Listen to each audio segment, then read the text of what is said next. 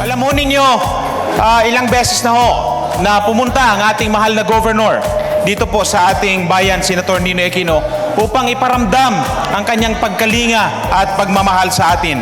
Ngayong araw ay mahalaga po ang ating activity dahil kayo po ay makakatanggap ng mga blessings mula po sa ating national government na pinadaan po sa ating mahal na governor. Palakpakan po natin ang ating national government.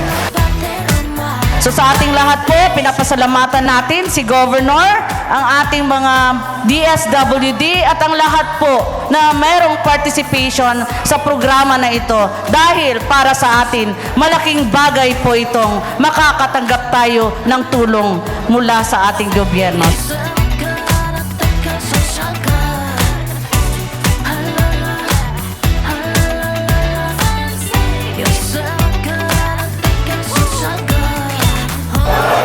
I'm very happy na sa araw na ito ako mismo ay nakarating para maging witness sa pamamahagi sa lahat po ng ating 800 beneficiaries ng 10,000 pesos each.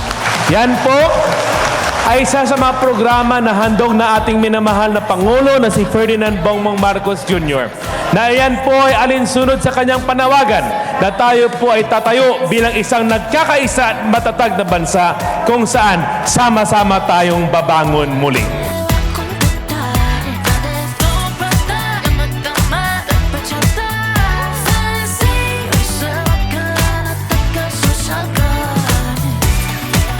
Bilang governor ng Sultan Kudarat, nandito hindi para sa kanyang sarili, kundi para sa ating mga kababayan. Kaya once again, I would like to thank everyone.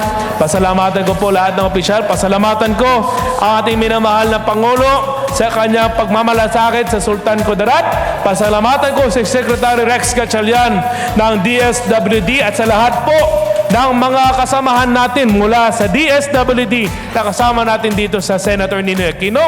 Rest assured ng lahat na mabuti na ating ginagawa ay ating ipagpapatuloy at patuloy din ang pag-level up ng ating mga serbisyo.